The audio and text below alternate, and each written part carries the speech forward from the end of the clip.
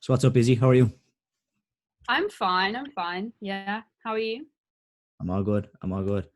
How are you finding isolation and COVID and that sort of stuff? I mean, it's okay.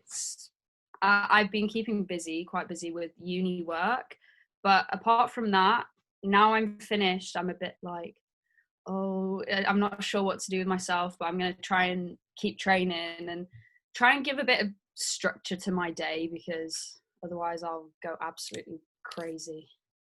Yeah, but it's all right. Have you been doing much training? Um, I have. I try and train through everything that I do. The past couple of weeks I haven't been training that much, but I've kind of restarted now. Exams and all my assignments are handed in. So yeah, I have been training quite a bit. I'm lucky to have a garden, thank God. But I know some people aren't as lucky as me. Yeah, yeah. It's trying to find the space to get to do a bit. Yeah, yeah, I know. And I'm quite lucky. My coach is very proactive, so we've been doing quite a lot of Zoom sessions, and I mean it's fine to find the space. Me and Dad have cleared out a room, and we do patterns in there, and we can Zoom my coach whenever we want, really, which is really nice to have. You find that helps to have somebody at home to train with. Yeah, well, me and Dad don't train together all the time. We kind of drive each other mad. I to be honest, he's never really been my instructor because I consider him like one of my best mates. Like we just get on so well. But put us like in a situation where one of us is trying to teach the other one. Oh my god, it ends in arguments. It just doesn't work. It's Yeah, quite funny though. But yeah, no, it is nice. We do train together sometimes, and it is really nice sometimes. I think you're nearly less patient when you know the person. Like something I Oh remember yeah. when my sister's was younger, especially, and you were trying to teach her patterns. Is like my patience would be Yeah, no, you just can't. There's too much of a personal connection. yeah. It's like in the club you'll have like way more patience with a kid, and then you come home and it's like no patience. Oh yeah, no, for sure. Like, my dad, he's quite strict as an instructor, but I don't know, like I just can't. When he's trying to be strict with me, I either laugh or kind of talk back to him, which is quite bad, but it's just the relationship we have, especially now I'm a bit older. But I think also we also have a proactive relationship. Say if we train together, because he helps teach some people, and he asks me for like input on sparring because he's much more of a patterns kind of person. So we do help each other, but yeah, it's just not. We would not work in a instructor student relationship. It just wouldn't work. So how did you actually get started then? Did you start because of it? We'll see. Like this is a lot of people don't know this that I started first. So I at my primary school there was like a demonstration, and I remember it really vividly. I was only 5 though, but I remember it really vividly.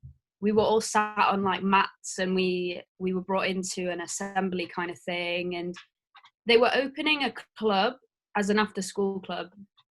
And I remember there was like a demonstration with about 10 people, and I was a really sporty kid. Like I did every sport you could possibly do. Like I was always in after school clubs. I was trying to be as active as possible.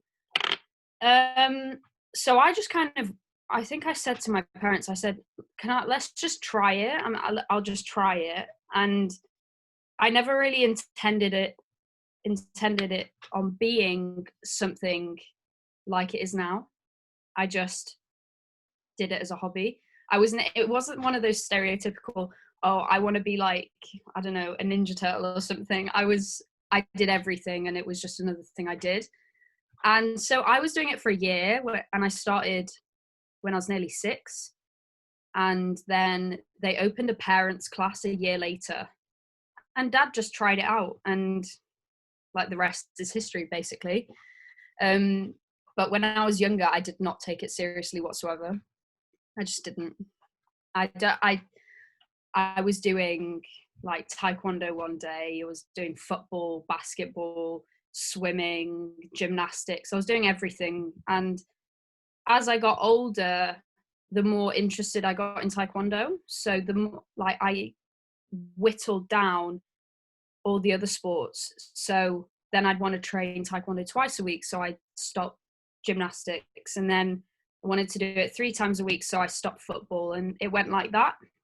So it ended up when I was about 12, I think, 12 or 13, I was just doing Taekwondo. So yeah, that's. Did you compete at all? Would you have competed as a color belt, or was it you were just training and just enjoying it along with the sports? I think the first time I competed, I was about a red tag. I was in an association. I didn't start in our ITF now. I started in a different association, and it was a very, like, it was a small pond, and there was not many big competitions. That they, to be honest, for when I was younger, they seemed massive, but now I've like come into this ITF, like, no, they weren't. They really weren't. But I competed first when I was a red belt, no, red tag, and I wasn't very good. I really wasn't very good when I was younger. Yeah, I didn't take it seriously, so I mean, at that age, you're kind of just in it for the enjoyment. So, yeah, and I didn't really win anything when I was a colour belt.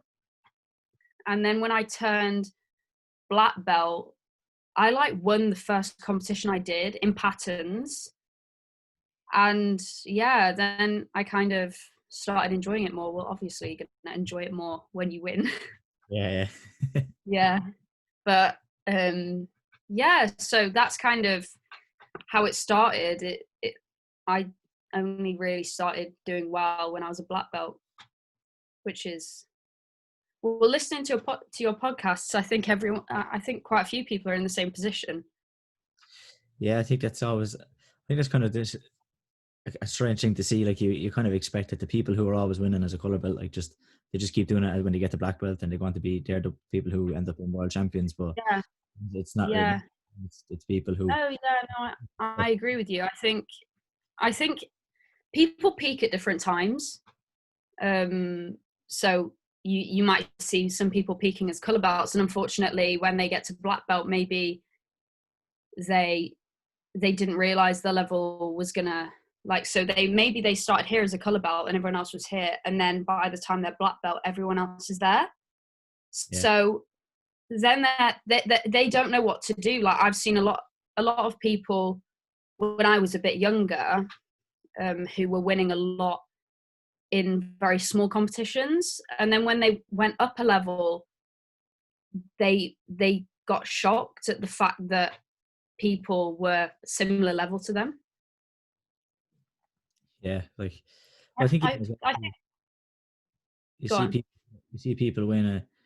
Like I know for myself, like being better in one event than the other. You know, like as like when I was a color belt, much better in patterns, but then you get Mm, to where it switches around, and then like better at sparring. So I think yeah, even if you're winning as a color belt, you might not necessarily still be winning in that event by the time you get to black belt. yeah.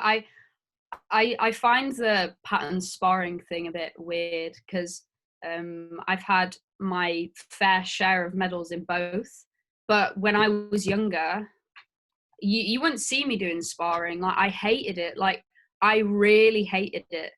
When I first turned black belt, I was winning patterns medals. Like, I was only winning patterns medals, and then I'd get like a bronze in sparring when there was only 3 people in the category and stuff. So I'm not even gonna class them as medals because I just don't see it, especially at that small level. Like, I don't know.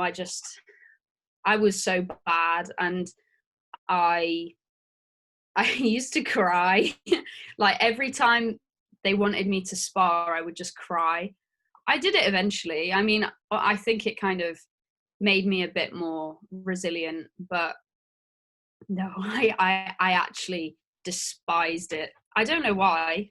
I just didn't like it. I think part of it was when I was younger, the association I was in, until you were 11, oh, 13, I think, you sparred the boys. It's a bit, Yeah. it's shaking And, it. well, I remember this, my mum remembers this really well. And I don't know, I don't think he's training anymore. So this, we're in this competition. I think we were about 11 or 12.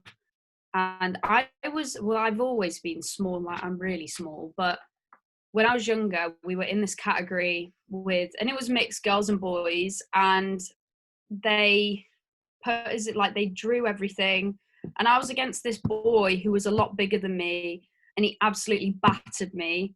And to this day, my mum always laughs because he went on to become a plus 85 fighter. That's how much of a disparity it was. Yeah, you kind of wonder how did that happen? Like, like, how did you get away with? Yeah, it's crazy to think about now. You'd never see it happening now, but yeah, that's kind of what I was up against when I was younger. Maybe that's why I hated it. Did you ever find that maybe because like if you were after winning in patterns and you had a medal in patterns and you enjoyed that more, did that kind of even put you off the sparring even more? Um, I have the medal. I have the medal I kind of wanted. I know, like, I don't really want to spar. yeah, maybe. I wouldn't say that. I would just say purely on the fact that I enjoyed patterns more. So even if I got a silver or a bronze, I would still hate sparring just as much. I that started to change only when I was about 14, 15.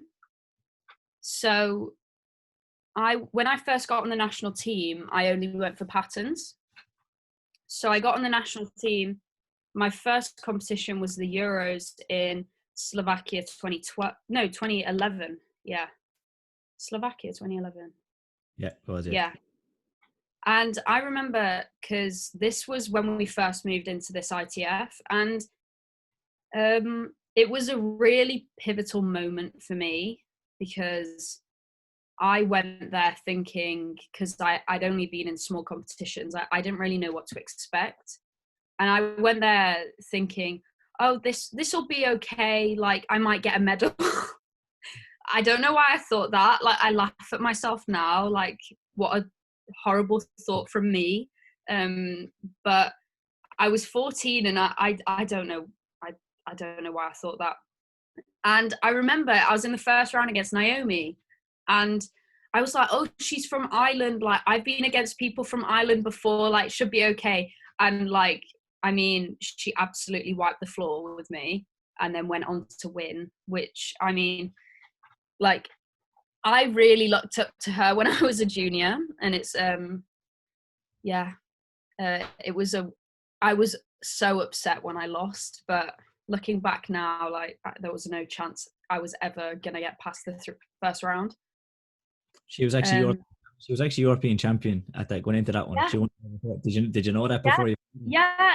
No, I didn't, because I wasn't in the ITF, so I had no idea who anyone was.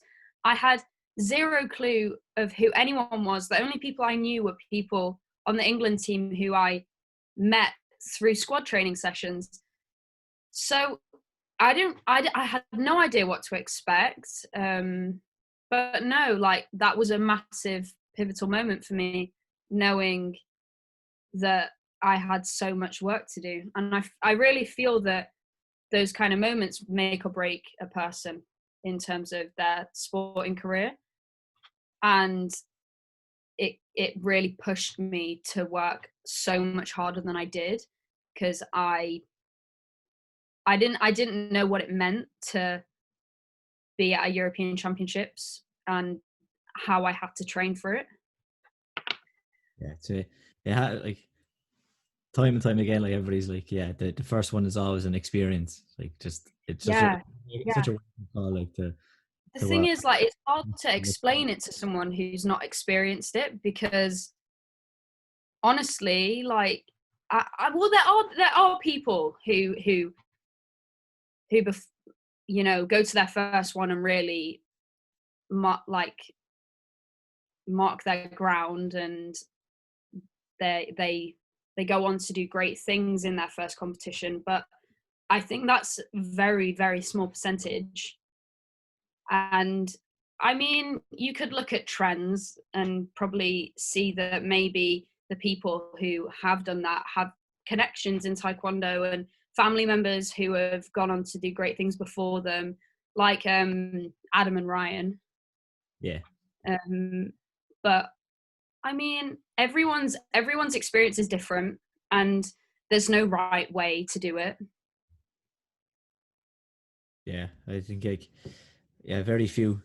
I think it'd be interesting to, I think, look at the junior divisions, and if you take the people who are the winners, I think a lot of them you would see are after 3 or 4 tournaments and are Mm. close Yeah, to being 18.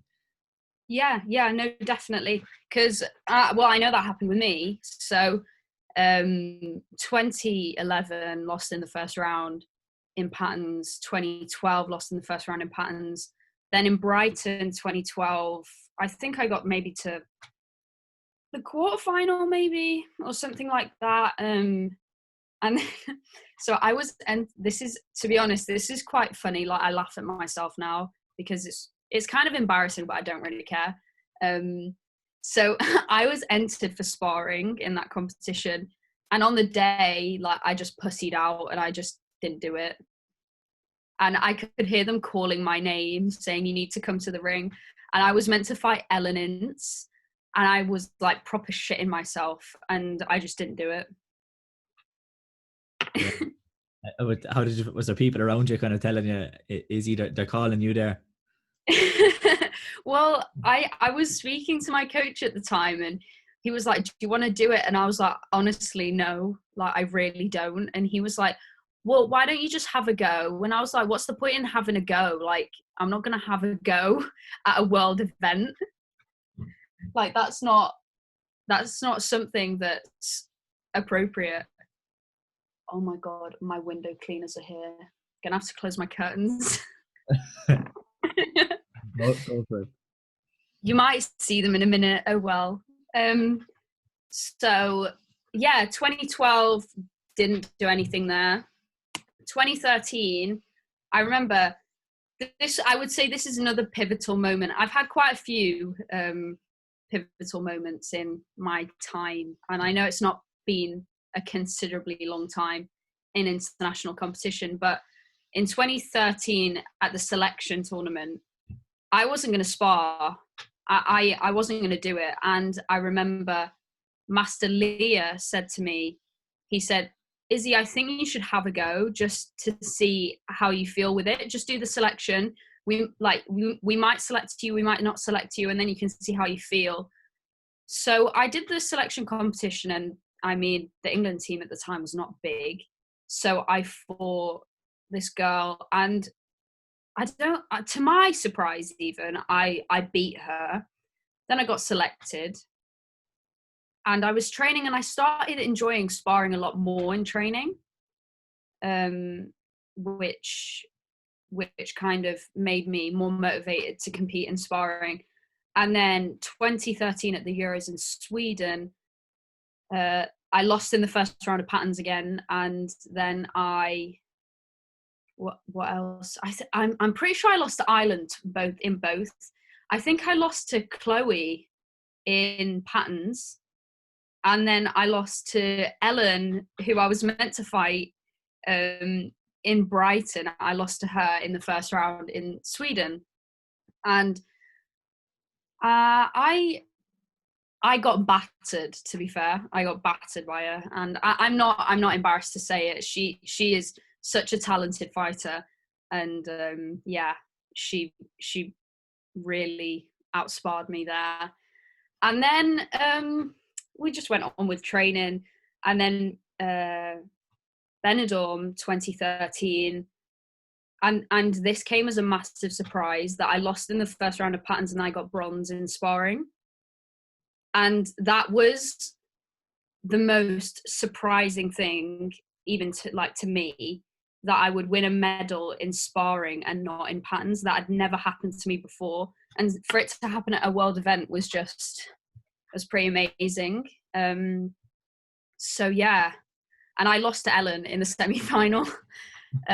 So yeah, that's Was that kind of when things started to change. yeah. Was that a turning point? Do you think the getting that medal to kind of go, actually maybe the sparring isn't too bad? I think so. Yeah. Yeah, definitely. But then 2014 also not a good year for me.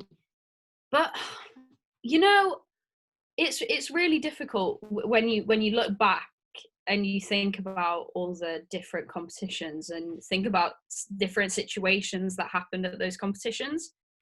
So 2014, lost in the first round of patterns, lost in the first round of sparring, and I felt very, very deflated because I'd made so much progress in my sparring, especially. For me to lose in the first round, I was absolutely gutted.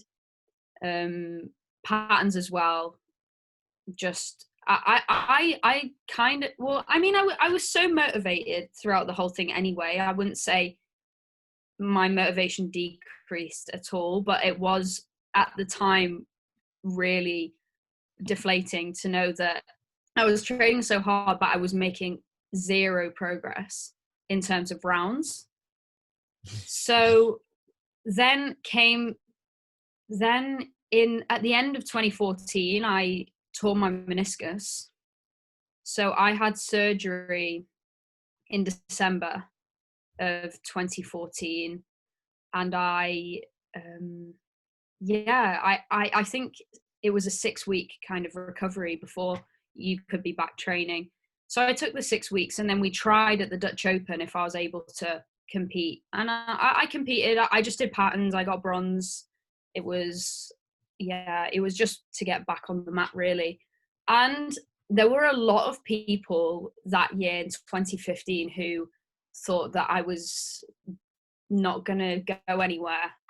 And then I went on to win the World Championships in patterns in Italy, which that's like one of my favorite moments because I proved so many people wrong because I had surgery beforehand. And then went on to win gold and silver in Scotland. So I was over the moon that year, over the moon. But that was my last year of junior. So I agree with you on the people do a lot better when it's their final year of Yeah. junior. Were you going to, as I know kind of for myself, like were you going to the, like, as you thought like, okay, I've put in more effort in training, and you kind of think, okay, this is the one where I'm going to do well, and then it doesn't work out, and again, like the next one comes around, Yeah, you think, okay, you're thinking this is the one I'm going to do well at, and then it doesn't work out. yeah, yeah. I think that it was so hard. It was so hard to go to a competition. And I mean, there's obviously there's no arrogance there. It's not I am like the best, I'm gonna beat everyone, but it's the confidence you have in yourself thinking, I can actually get to that final and win that final. And the fact that every time I would just lose in the first round, it was hard, but yeah, I it didn't stop me from training hard, and it didn't stop me from keeping going and stuff like that. So yeah, then I turned senior, and that's kind of when my senior career's been turbulent, I think is a good word. You wouldn't enjoy it if it wasn't. That's what. Oh yeah, sure, for sure. No, I agree. If it was I all, agree. if it was all plain sailing, it was enjoyable. It makes the wins so much more sweet, and I think that year 2015, why it was so good was because of all the losses I had, because I had been waiting for a moment like that for so long, and I feel like quite a few people lost hope that it would happen, or maybe didn't believe it would happen because of the amount of, well, I had a bad track record. So, yeah. Yeah, like I know I kind of have something that like being in the final in 2013 and then in 2014. It's like I sometimes look back and go, oh, shit, like I could be 3 times European champion. But then I kind of look back and go, well, if I didn't lose those 2 finals, I never would have won the Euros after that. I would have never won the world. So like, you know, it's like because Everything happens for a reason. so it's like you could look at the negative and go, well, I wish this could have happened. Or would have been like better if this happened. But then what happened after that wouldn't have happened without what happened before. If that kind of makes sense. Yeah, no, I get you, because there have been times where I've laid in bed and thought, well, if I just did this thing differently, I could have done so much better. Or if this it's all the what ifs, but it's you have to kind of put a lid on that and let it go, because there have been so many occasions where I've thought that, where I've made a serious mistake and it's cost me a lot, unfortunately. So Um, how have you found the transition then to senior? How did you find it at first? that's a weird one. I think that's a really weird question, because my first competition as a senior was the Dutch Open, and the Dutch Open is hard. Like, that is a hard first competition. Not as difficult as the Europeans or something, but that's like the hardest international competition I could have done, in my opinion. But I remember going, and it didn't really feel real that I was senior, because I got a bit more comfortable at junior. There's like these tight knit groups, everyone's friends and stuff like that. And going to senior was weird. And I remember when I was in, because I graded to third degree as I turned to senior. So my first competition was a senior, was my first competition as a third degree as well. And yeah, it wasn't, I mean, it's hard because I didn't see the really, really hard transition. There was not I wasn't losing. I didn't go back to losing in the first round all the time. There was, and I think since winning the Worlds and Europeans, I was not going to go back to losing. I just refused. I downright refused. And I mean, I carried on training the way I did, and I think I didn't lose that motivation to win.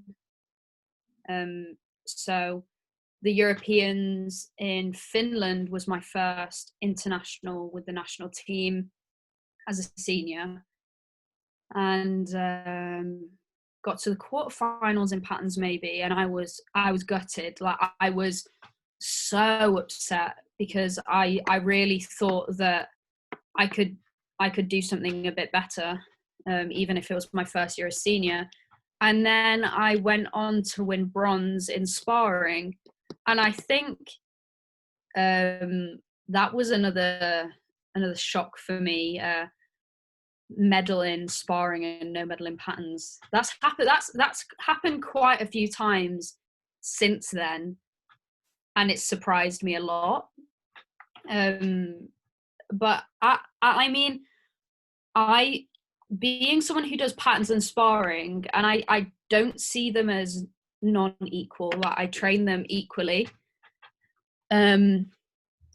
which it is difficult, but I only go for double gold. Like, I only ever go for double gold, and if I don't get that, I am heartbroken. Every time I come back and I haven't got a double gold, I just, like, I'm beside myself a bit, because I have such high standards for myself.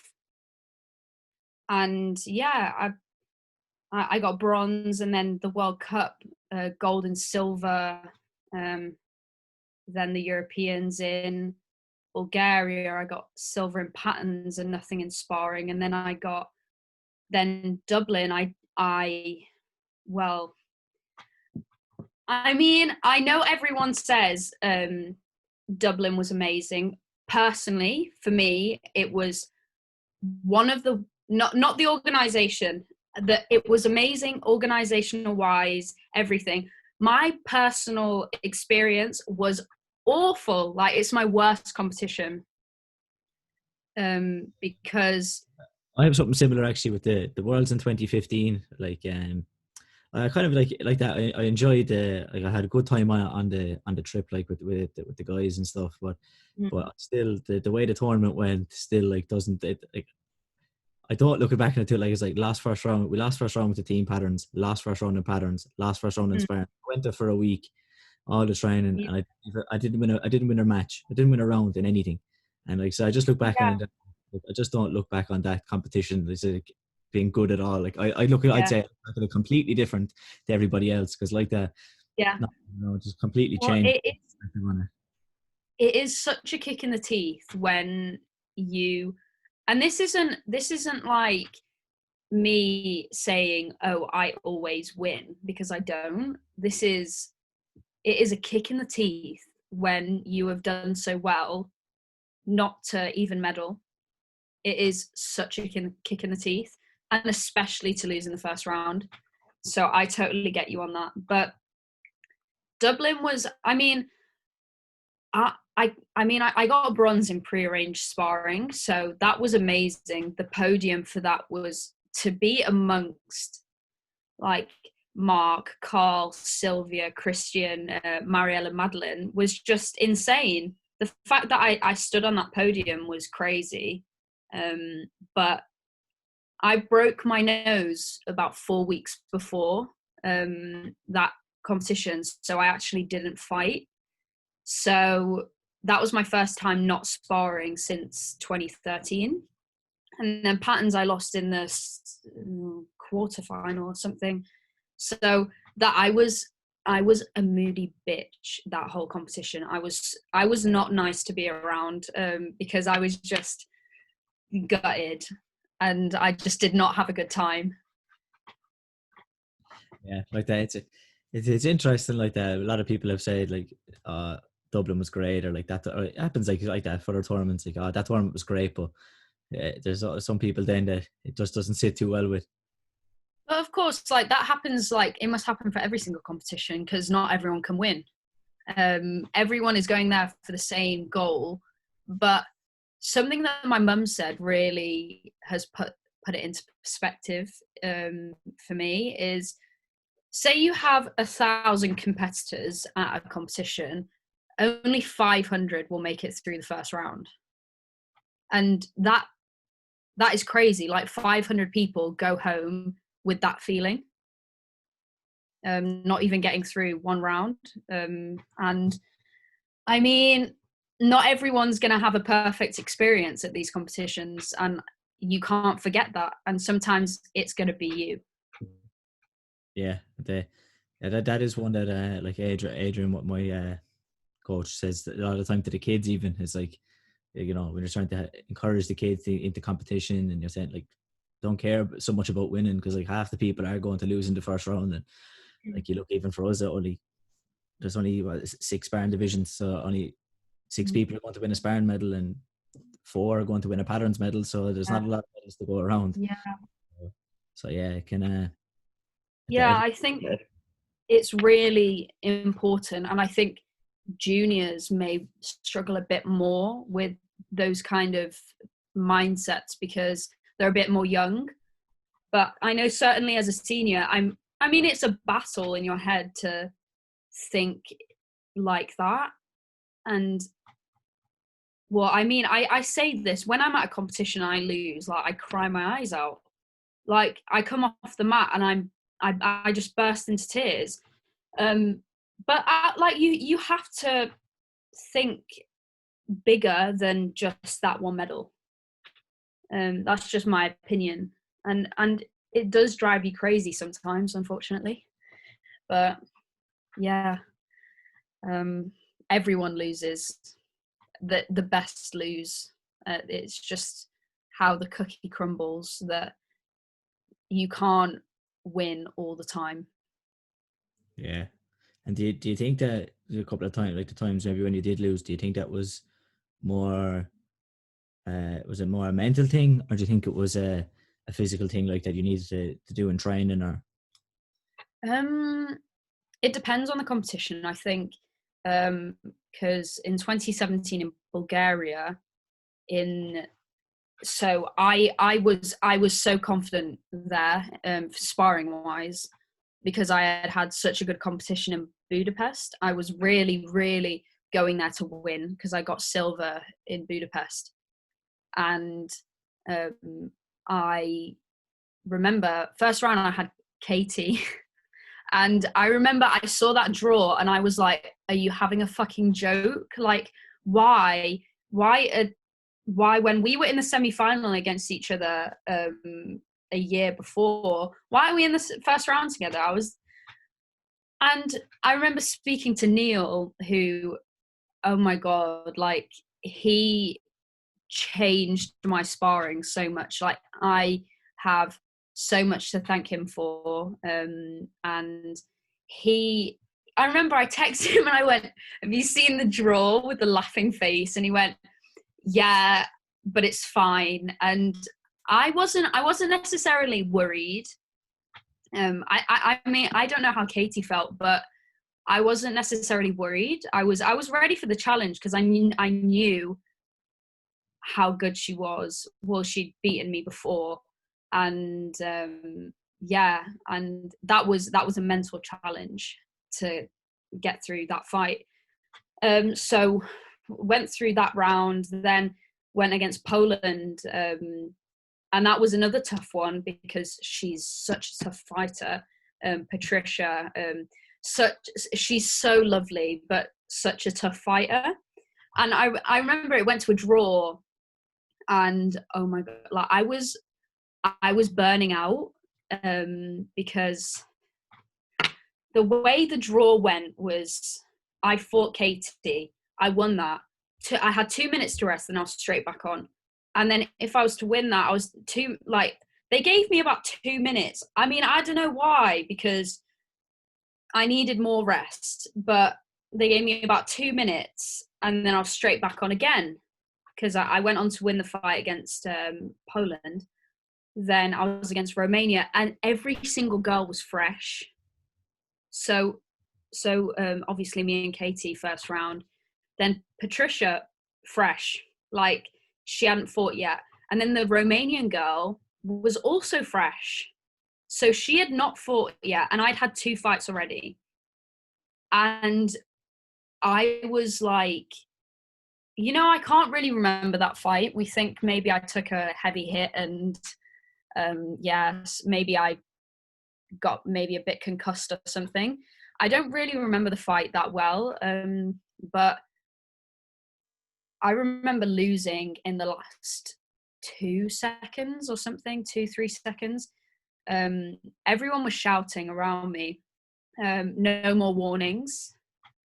And I stepped out the ring, didn't I? I just stepped out the ring because I just wasn't with it. And that was a mental one, because I was so tired. I was mentally and physically exhausted. And because they were 3 really tough fights. And that changed the way I trained a bit. I trained a lot more endurance, because if that situation happened again, I wouldn't want to be in the same position where I was so burnt out. Yeah. So I would say, I don't know, I've had some really tough fights before, and every single one I think changes the way you train a little. Yeah, definitely. Yeah, and even I think even the way maybe you approach it, it could be something that you do on the day of the competition. It can be, I think every time like it brings out just small changes, and then hopefully like that they add up, and eventually you're on the top step of the podium. Yeah, no, I get you. I think I've whenever I look back at fights and patterns, I don't know if this is just me with self-reflection. I look at everything I've done, and I've seen progression at every single competition as I go on. And I try and make sure of that. I would never want to go to a competition worse than what I was before, just because I of the amount of experience that you get from fighting the toughest fighters in the world, in your division, that you have to get better. You can't afford to get worse. Like, you won't win. The, And I think that's what really pushes me to train as hard as I train. yeah, well, I definitely agree with you there. Like, and you find like the people who are in the division or have been in the division with you for years, like they're not getting worse. And then there's Mm. just and get to the point where there's just new people who are just as good are coming in. It's like so. Yeah. Well, that's Yeah, the thing. Like, juniors come in the division, and they're raring to go. Well, maybe not all of them, but a fraction of them coming into the division. Like, they've won their junior division, and they've come to put, like, stamp their mark on the senior division. You can't, and you don't want to be like losing to, well, I mean you don't want to lose to juniors and just come up to senior. It's just a fact. It's the same. Like, if say a black tag's come up to black belt, I don't know, not now, but like, I've experienced, like, I'm talking when I was younger, like, kids um who like color belts and like black tag and stuff. They come into their first black belt competition, and they think that they're going to do really well. And, well, I'm not gonna go easy on you. I'm probably gonna go harder on you, because I don't want you to win. yeah. Or let the person think they could even win. Yeah, exactly. I don't know. But coming back to training, I think the reason, well, my mindset is, um, I and this is an opinion I have of myself, um, and I'm very proud of the training I do. I do not believe that. Well, I think everyone must have this opinion. I think everyone needs to have this opinion. Otherwise, you're not going to train as hard as you possibly can. I believe that I do not train any less than anyone else. I do not train. Uh, how do I word it now? It's no. I say no one trains as harder than me. People may train as hard as me, but no one trains harder than me, because if someone's training harder than you, they can beat you. I and that's really what pushes me to train as much as I do, because I don't want anyone training harder than me. No one's going to train harder than me. Maybe they'll train as hard as me, but not harder. Yeah, I think. And maybe that's, I don't know. I don't know how that sounds. That's not meant to sound, you know, cocky or anything. But it's Well, just, everybody has that. Well, especially the people who do well. I think everybody has that kind of I mindset. think you have to. I think you have to have that mindset. You can't think, well, when I get up and say I don't feel like training, because everyone has those days, I try and think, well, everyone else in my division has got up already, and they're already training. Yeah, So, Izzy, you need to get your act together and get up. yeah. I try to think the days you don't want to do it are the days you have to do it. Is kind of that's the Oh, kind yeah. of Yeah, the no, mind I agree. I I try to agree. or what I try to put on it in my own head is that the days you don't want to do it, that's the one time, that's the time you have to do it. That, like, it's easy to get up, like when you get up and you're feeling great and you're like, oh yeah, I can't wait to go training. That's great. They're the days that are easy. It's the ones where you're like, "Oh, I don't feel like it." They're the difference Yeah, makers. for sure. But no, I think another part of it is I love training. Like I love training. And that's not even like, I'm not lying. Like when I say it, I love it. And I think that's another key thing, that as much as there are times when I don't want to, or I don't want to get out of bed because I'm tired, or like I've got really bad DOMs from my leg session yesterday, like I'm still going to train because I love it. And that I think having the combination of wanting to train harder than everyone else plus loving it, that's like the perfect combination. Yeah, definitely. Actually, yeah. Um, yeah, I think like on the whole, I think most people enjoy it, and that's probably most of the reason why they do it. And then, but there is obviously those times where it's like actually just Yeah. that one day out of how many where you don't want to do it, and it's really. I mean, I think that if someone says that they never have those days, they're lying. They're lying, because like you can't. You're Everyone's human. You're not gonna want to uh, get up and go to the gym for S&C in the morning every day, but you just got to do it. Especially if you've done it the last 3, 4, however many times in a row, it's kind of like, oh, it's this again. It's that kind of thing. It's Yeah, yeah, the yeah. I get you. I get you. repetitiveness of it, like that can be a bit. Oh. Yeah, yeah, yeah. I know. I definitely feel that. But after 2017, you had a good year in 2018. So Yeah, yeah. That's my favorite year. That was amazing. I mean, I had I had some uh I had some hard times, but no, 2018 was insane. So obviously had the Euros, and to be honest, that's one of them ones where I stay up at night and think, what if? Because I was so gutted that I didn't get double gold there. So I got bronze in patterns and gold in sparring, and that actually was my first title in sparring. So I'd come so close before. I'd had I got bronze in Benidorm, silver in Scotland, silver in Budapest, bronze in Tampere, quarterfinal finishes in 2017, and then I couldn't fight in Dublin. So, I was so excited to fight there, especially after not being able to fight in Dublin.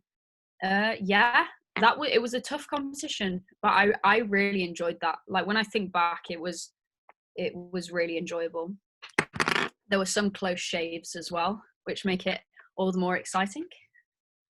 yeah, again, again, that's another one I look back on not too fondly. Yeah, See, yeah. Well, that's the thing. Like everyone sees them differently, because yeah, not everyone's going to have the same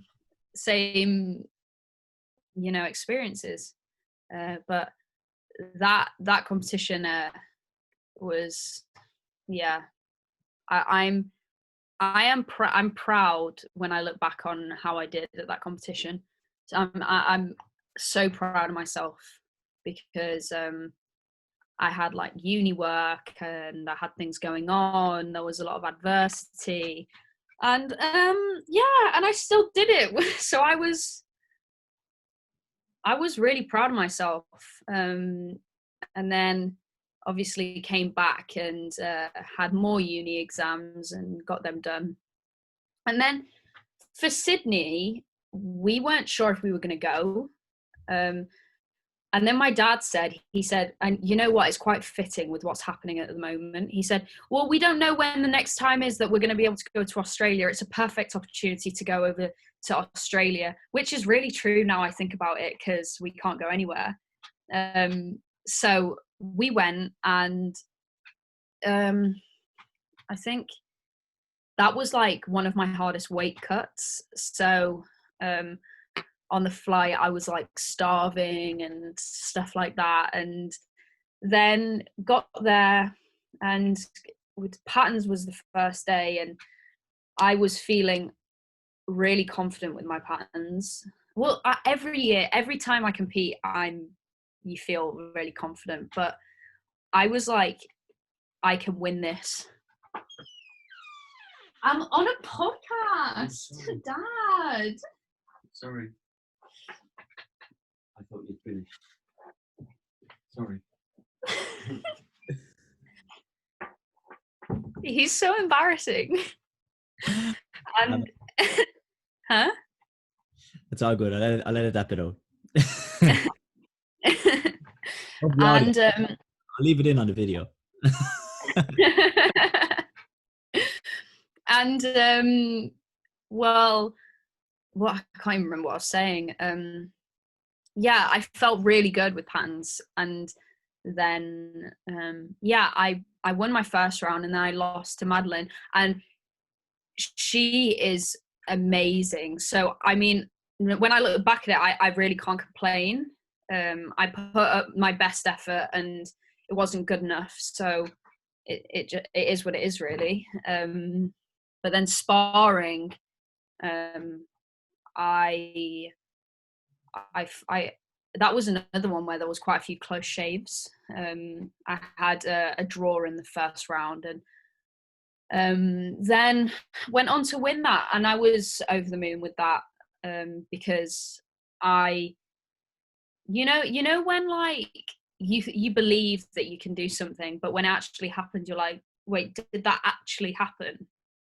Because the fact that I had won the Euros in sparring and then the World Cup in sparring in the same year, when I hadn't won any golds in sparring internationally, was it was insane. But then what did we have next? Romania in the European Cup, and oh my god, that weight cut was even worse than Australia. I had to cut my hair, which was quite funny. But made the weight and had some really tough fights there as well. I went on to win patterns and sparring there, and that was my first time winning both. And yeah, that was pretty crazy, really, really crazy. And then yeah, not really done anything since. Yeah. The cut in the hair worked, because I remember there was a girl in Jesselo who was on the second try and was still a little bit over and cut her hair, and she was. I heard about that. So oh well, it worked. I was 50.6 after 45 minutes, and then you know what, we were joking that morning, we were joking about it. They were like, oh Izzy, what if we have to cut your hair, like haha, and I was like, oh no, that's not gonna happen, it's fine. And then so I was 50.6, and I remember turning to them and I was like, do we have scissors? And they were like, what? And I went, cut my hair now, like you do it now.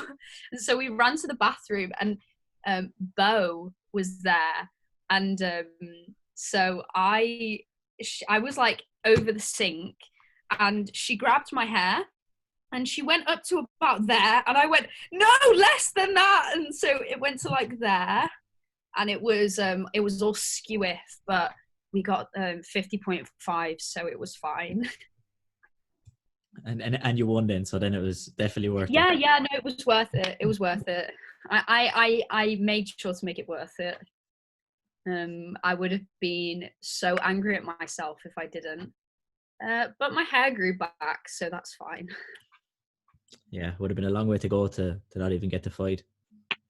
Yeah, no, for sure. So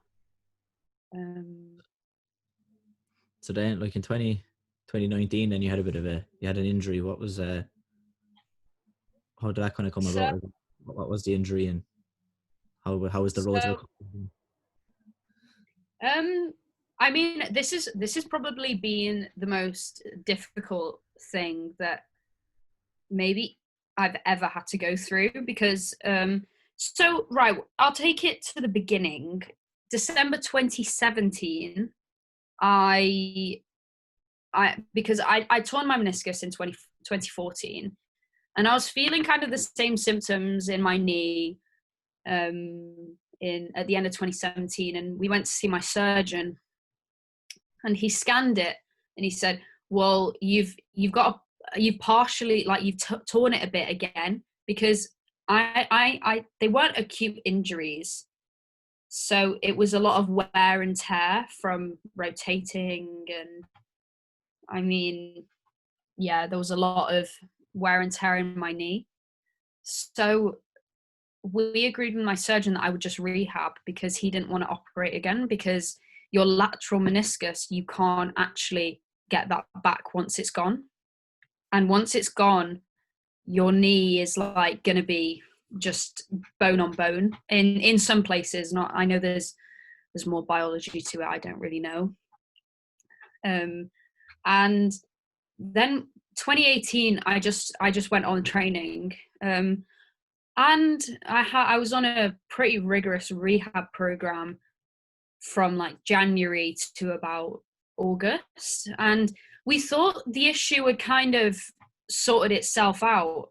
But then, obviously, training for the World Cup, I was training 2 to 3 times a day all summer. And yeah, that kind of broke me a bit, because when we got back from Sydney, my knee was a lot more swollen in more places. And so we sorted out that I'd get a scan after Romania. And I was really worried at this point, because I could hardly walk from November 2018, and it got really bad. And so I got referred to a different surgeon, and I was expecting to have the same surgery that I had before, so like a 6-week surgery or 6-week rehab, and then I'll be straight back. And I was like, well, say if I need the surgery, I can have it in December time, and I can do the exact same as what I did in 2014, have the surgery, be back, and then I can compete in Germany, because I was already selected for the World Championships. And I went to see the surgeon, and he said to me, well, we're going to have to do a meniscus repair, not just an arthroscopy and take it out. We're going to do a meniscus repair, which is a much more major surgery. And so I was like, okay, like I didn't really know what he was saying. And I said, okay. And I said, so how do we proceed? And he went, okay, so we'd have the surgery, and you'll be out for 4 months. You'll be on crutches for 6 weeks, and then you'll be out for 4 or 5 months.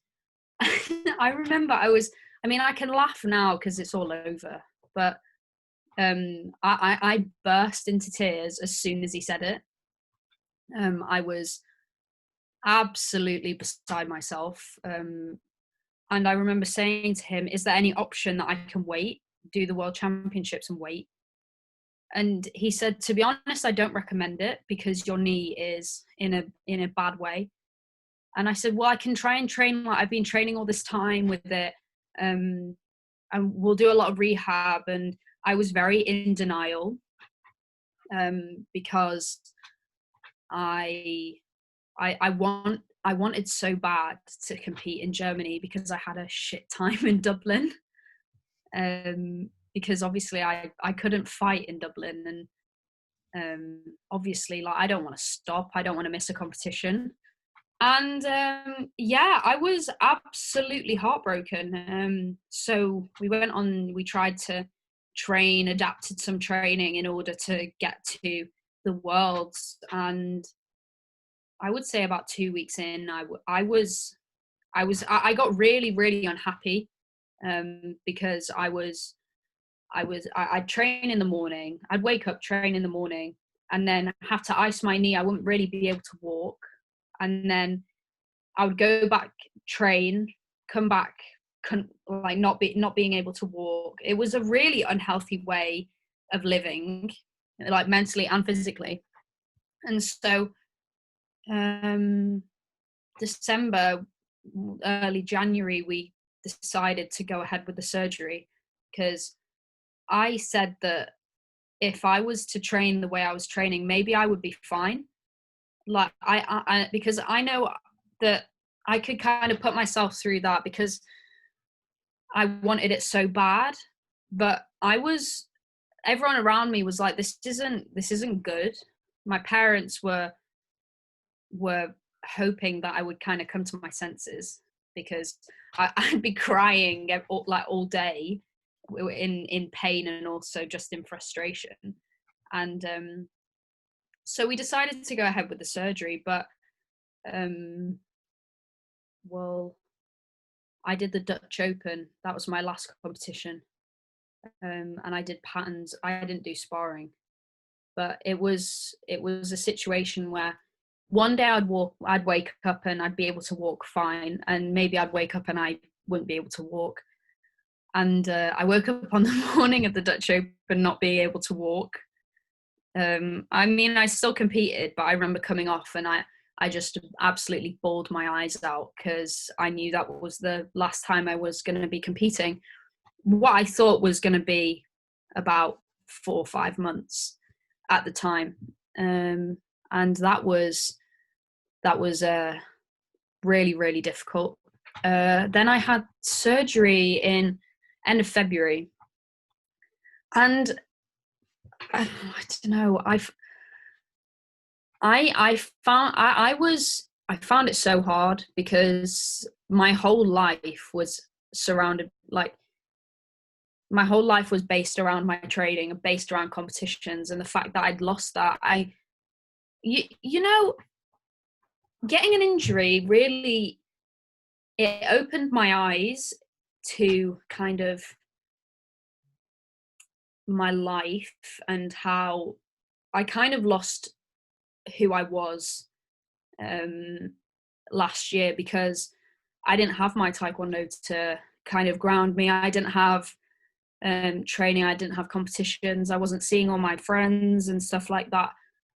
And it was a really, really hard time, and I didn't really know how to deal with it. But flights were already booked to Germany, so I had to come.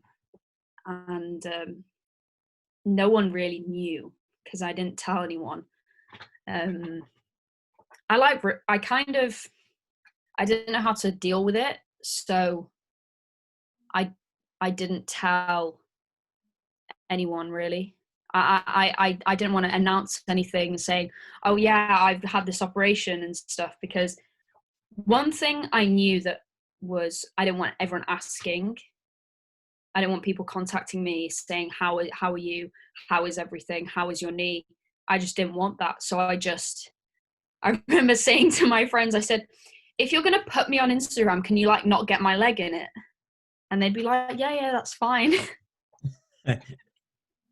And yeah, so no one knew. And I remember, I laugh now, but I remember we were at the weigh-in in Germany, and our tracksuit bottoms are black, and my knee brace was black. And I was walking around, and I bumped into Julio, and we were just chatting, and he was like, oh, Izzy, are you ready? Have you weighed in? Are you all right? Like, are you ready to go? And I was like, and I pointed to my leg, and he was like, shit, what have you done? And I was like, yeah, I had surgery. And no one really knew. And it's quite funny that people still thought I was competing, and I had like a knee brace on and stuff like that. But no, it was a really hard time. And I've worked really hard to get back to where I was. So frankly, I'm absolutely gutted that the Euros was cancelled and the World Cup's been postponed. Like, I am gutted, because I was so ready to come back. Yeah. How did you find then, like, because obviously when you got to the Worlds, you still had all the questions about your knee. You still had Yeah, everybody. that was hard, because it was going to come at some point. Mm. Because as much as you're not gonna, like, I didn't want to publicize it. I didn't want the I didn't really want the sympathy. I didn't want the questions, but I knew it was going to happen when I was in Germany, and we kind of I didn't really do much explaining. I was just like, oh, I had surgery. Very, very, very, very, very few people knew. I would say I could count on one hand how many people knew internationally. And even my national, like the England national team, even they didn't know until I turned up to a session a month before on crutches. Like they had no idea, because I just didn't want to do it. But Germany was hard because I didn't like watching and not being able to do it. I was going to It ask you, was it was how did not you fun.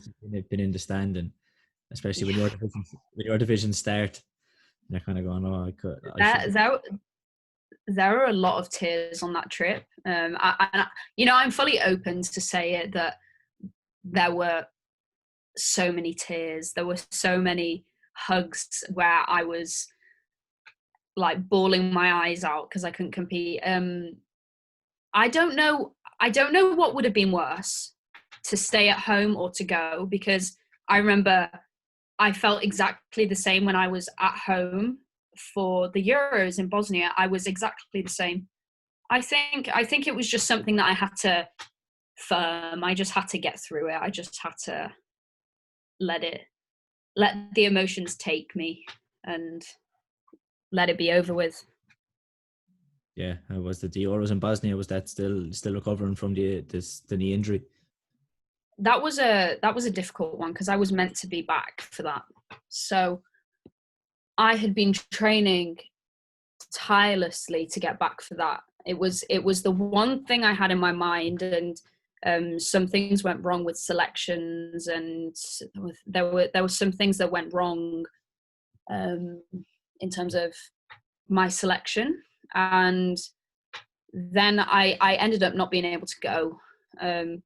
But that probably made me feel so much worse than when I had the surgery and I knew I wasn't going to be going to the Worlds.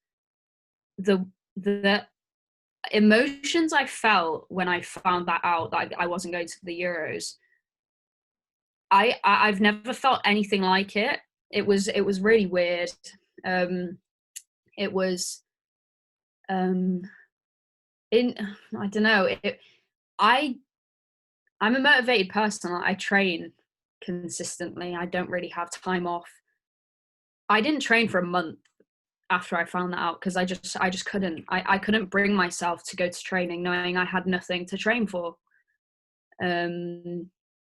So yeah, it rehab kind of got put on hold in about September time. Then when I got back to uni, it kind of picked up again. And once the Euros had gone, I was a bit more okay because it was over with. Everyone was looking towards the next goal. So then rehab picked back up, and we looked at the Dutch Open, but it was just not feasible in terms of my rehab because of the month that I took where I just didn't do anything. It put me back a few weeks. So then I competed at like a university competition in February, and then the Warrior Open, and then another university competition. But the Warrior Open was the first one I did. It's patterns and sparring, and that was it was weird. It was weird. It was amazing, but weird. And like that, it's kind of probably even more weird now, the fact that we can't compete at the moment either.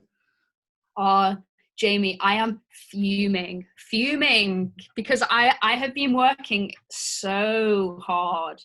I've to get back to the Euros, and the fact that it got cancelled is kind of laughable. That because a lot of people were saying to me last year, "Oh, Izzy, don't worry, there'll always be next year," and I'm like, And there wasn't. "Thanks, guys." Yeah. Yeah, I was kind of fairly, when it first got cancelled, I was kind of like, oh, well, look, it is what it is. And then obviously, like last week or the week before, we were meant to be there, and it was Yeah. like, and because I haven't trained and so on, that's when it really was just like, shit. I think it's really it's a fucking weird feeling. I think it's a really weird feeling more than anything. yeah. So like, You said already that you tend to go for pattern, like to try and win in patterns as much as you do sparring, and you Mhm. train both equal. How do you find training them, trying to train both of them the same? Would you Um, think if you just picked one? you know, people have suggested that to me. So people have said to me, um, "Are you like, do you want to just pick one, or are you thinking of doing that?" And I am never, I'm never thinking of specializing in one. That's just not something I see myself doing, because patterns was something I've always done, and sparring is something that I've found that I love to do. I love them both equally.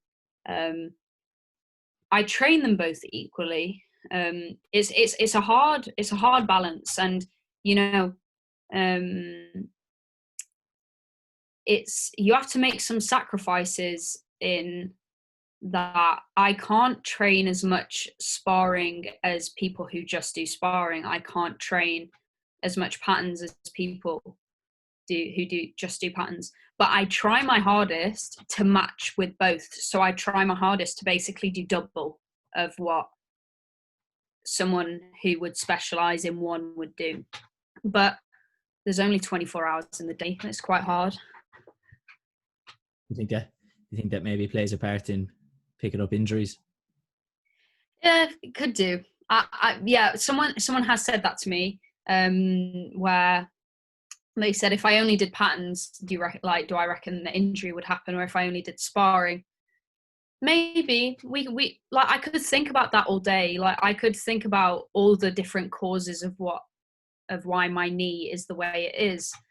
But my surgeon said to me that there are people who do the exact same as what you do and may not get any injuries. It's just I have a bit of a temperamental knee, and it's just annoying.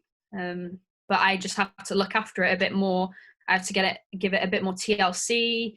I have a Not only do I have a rehab program, I have like it's rehab slash prehab. So what I'm doing is to prevent injuries as well. It's not just to nurture my injury that I have already. Well, I mean, it's gone, but there's scarring and wastage and stuff like that.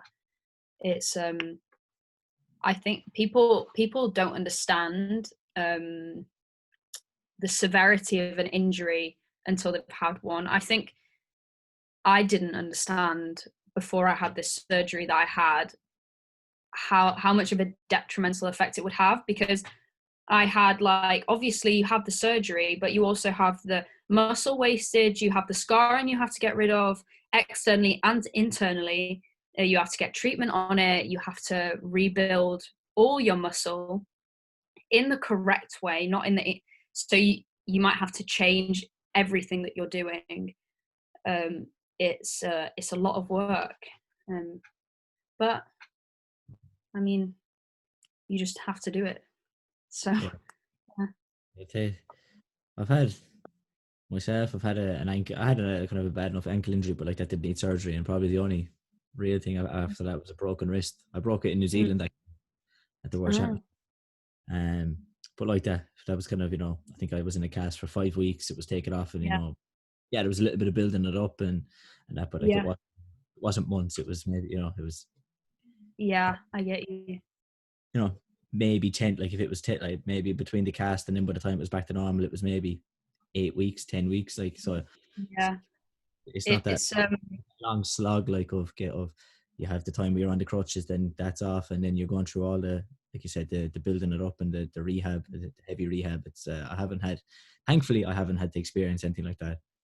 I mean, everyone has different experiences of different things. That I know, anyone like I empathize with anyone who's gone through any injury, whether it be not like minor to major, because let alone if you even have a small injury like a broken wrist, it's still going to affect you massively, because it's not even it's also a mental battle as well as a physical one. Because I know, I mean, I don't think that when I look at my performance at the Warrior Open, I don't think that my way of sparring has changed that much. But I know it can. Like, it can really change how someone performs, because they have like mental fixations on their knee and or their shoulder or whatever. And yeah, it can really affect someone's performance. So I empathize with anyone who's gone through a serious injury, whether whether it's non-serious or serious. So then, like, how do you find balancing university with training? How do you find that balance then? Well, it's an interesting one, because I think again, everyone's experiences differ. So I know personally I've had such an amazing experience at uni because of the university I was at. So at Brunel, my university, it's a very sporty uni, and we kind of looked at universities that were extremely had a lot of high level sport, because I wanted to be around like-minded people. I didn't want to be surrounded by people who were going out every night of the week. I didn't want to be around people who were keeping me up at night in the kitchen just pissing about. I wanted to be surrounded by people who had a similar mindset to me. And I know that I did find that. Like, I found that at Brunel. I'm surrounded by some amazing athletes in different sports as well, and I think that's also benefited my training, because, well, all the girls I live with are all athletes, and their training's crazy, and we're all quite healthy, and we all like to go to bed at an okay time and stuff like that. And we all really motivate each other. I think we push each other to be better, because say one of us is feeling a little less motivated and we're all talking, and they're like, oh, I don't want to train today. Well, we all try and pick them up, because we're all in the same boat and we're all trying to, achieve what we want to achieve. And it's really nice. Like, I am so happy with my university experience, although the work training balance can be a little tough. You have to have really good time management because of the amount of work there is, and also the amount of training. Yeah, well, sometimes I have to sacrifice training. So like these past 2 weeks when I've had so much work, I just haven't trained. But I could afford to, because we have nothing on. Do you find that kind of helps that you need, like, having to have that structure to balance between like assignments and stuff and training? Do you feel like that structure helps? Yeah, definitely. I think I wouldn't say I fully need structure. I quite like to not have some structure sometimes, but when I am in, so this year I've obviously been in third year. I've had my dissertation. I've had a lot of work.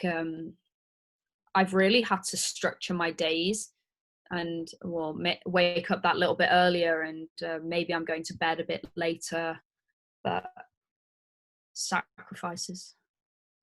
Yeah, it's obviously, like, at the moment it's been a little bit easier, I suppose, because like you said, there isn't much there isn't much training to do. For sure, definitely. It was a bit. I felt a bit better about myself about missing training when nothing is on, because, well, I needed to take that time to finish all my work anyway. So yeah. The silver lining, I guess, is Oh yeah, definitely. Well, you have to have that balance, and well, even I feel that my work is a break from my training, and my training's a break from my work sometimes when I'm like doing nothing else. So say I don't know. Well, on Mondays this term, I was in 10 till 4 or 10 till 5, and so I'd have to gym. I'd gym in the morning before my lectures. I'd take my lunch with me to lectures. Then I'd be until 5, and then I'd have like half an hour, and then I'd have to go to training. So it was kind of that balance where my training was a break from my work, and my work was a break from my training. Yeah.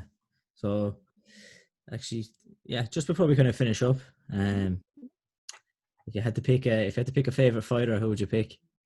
Doesn't have to necessarily be Taekwondo or ITF. It could, I It's don't know. hard. Could be. That's a hard question. It catches everybody. But it's what I enjoy. But this is the problem, because like I'd pick a favorite and then I'd be like, oh, but this person.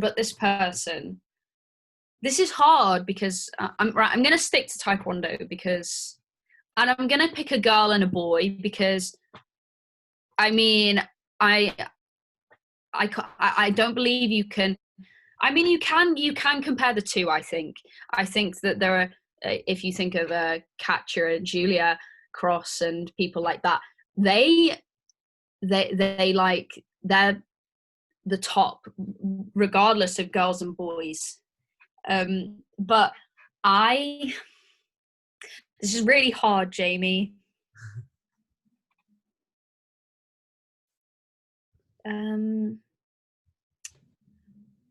I should have thought of that about this. I knew you were going to ask me this, and I just forgot. Currently, I would say Danila Demchyshin is just insane at the current moment. I think he is just amazing. But then, Impressed you managed to pronounce. Huh? I'm impressed you managed to pronounce his second. Well, I don't think I've ever even tried to say it. It's just Danilo. I think most people get who you. Well, yeah, Danilo. But I think also there's just so many. You can't make me choose. Yeah, I got a favorite female fighter. This is hard as well because there are so many. I mean, you can't go wrong. Katja Solove, she's just the best. She's insane. Like if I could ever be anything like her, I would be very proud of myself because she's just on another level. And I think that even if she came back to competing, she would do just as well as what she's done in the past. I just think she's amazing. I really admire her. Yeah, she'd be my favorite fighter in Taekwondo, like male or female. Like she'd be my favorite. See, that's the thing. Like I think that, like male or female, like she's the best of the best. That was an interesting question. That was kind of I actually said to the guys the other day is how do you think she'd do if she came back? And I think it'd be interesting to see. I think she'd still be able to do really well, even not for sure. I think 7 years or something. Yeah, no, I agree. I think it's a difficult one when you think about male and females in combat sport.